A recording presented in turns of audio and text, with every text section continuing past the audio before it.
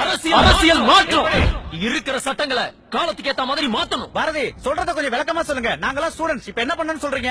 Students, நீங்க தான் எதிர்கால இந்தியா. இன்னைக்கு இந்தியா கேன்சர் வியாதிக்கு பேண்டேஜ் போட்ட மாதிரி இருக்கு.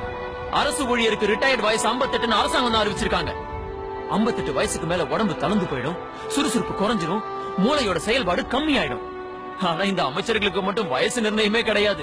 70 80ன்னு போய்கிட்டே இருக்கு. ஏன்? அவங்களும் அரசு ஊழியர் தானே. பார்லிமெண்ட்டுக்கும் அசம்பிளிக்கும் போற நாளை விட ஆஸ்பத்திரிக்கு போற நாள் தான் அதிகமா இருக்கு. 108 கோடி பேர் இருக்கிற நம்ம நாட்டுல ஒரு வெங்கல பதக்கம் வாங்குறதுக்கே மூச்சு வாங்கி போறோம். ஆனா 10 லட்சம் 20 லட்சம் இருக்கிற குட்டி குட்டி நாடுகள்ல கூட 50 100ன்னு வாங்கிக்கிட்டே போறாங்க. எப்படி? ஏன் நம்மளால முடியல? அங்க விளையாட சொல்றான், ஊக்கமளிக்கிறான். விளையாட்டை ஊக்குவிக்காத நாட்டுல வியாதி தான் இருக்கும், ஊக்குவிக்கிற நாட்டுல உற்சாகம் இருக்கும். உங்க கண்ணுக்கு தெரிஞ்ச ஒவ்வொரு பொருளையும் பாருங்க. எது நம்ம இந்தியாவோட கண்டுபிடிப்பு? எல்லாம் வெளிநாட்டுக்காரன் கண்டுபிடிச்சது. மக்கள் தொகை குறைவா இருக்கிற நாட்டுல கூட 100 கணக்கா கண்டுபிடிக்கிறான். இங்க என்ன வசதி இருக்கு? போடுற திட்டம்லாம் நியூஸ் பேப்பர் வரைக்கும் தான். படிக்கிற பசங்களுக்கு நீங்க என்ன வசதிகள் பண்ணி கொடுத்திருக்கீங்க? இதுக்கெல்லாம் அரசியல்வாதிகள் மட்டும் தான் காரணமா? ஆமா, அரசியல்வாதிகளும் அரசியல் அமைப்புகளும் தான் காரணம். பார்லிமெண்ட்ல நடக்கிறதா பாக்குறமே. பள்ளிக்கூடத்து பசங்க கூட இப்படி அடிச்சுக்கிறது இல்ல. மக்களால தேர்ந்தெடுக்கப்பட்ட ஒரு எம்பி சபாநாயகர் முஞ்சில பேப்பர் விட்டு எறியறான், மைக்க தூக்கி அடிச்சுக்கிறானுங்க, பேப்பர் வெயிட் பறக்குது, இந்தியாவோட மானமும் பறக்குது. பார்லிமெண்ட்லயும் அசம்பிளிலயும் கண்ணிய குறைவா நடந்துகிட்டா அந்த ஸ்பாட்லயே டிஸ்மிஸ்னு சொல்லி பாருங்க. எவனாவது கத்துவானா? எலெக்ஷன் டயத்துல இலவசமா அத தரேன் இத தரேன்னு மக்களை ஏமாத்திரியே. உங்ககிட்ட யாரு இலவசமா கேட்டா? மக்களுக்கு கொடுக்க வேண்டியதை கொடுத்தா அவன் ஏன் உங்ககிட்ட கையேந்த போறான்? மக்களுக்கு என்னதான் கொடுக்கணும்னு சொல்றீங்க?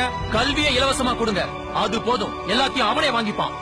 உடம்பு சரியில்லைன்னா மெடிசன் வாங்கவே பக்கு இல்லாதவன் எப்படி லட்ச லட்சமா பணம் கொடுத்து மெடிக்கல் சீட் வாங்குவான்? அறிவை வளர்த்துக்க கல்வியையும் ஆரோக்கியமா இருக்க மெடிசனையும் இலவசமா கொடுங்க, அது போதும்.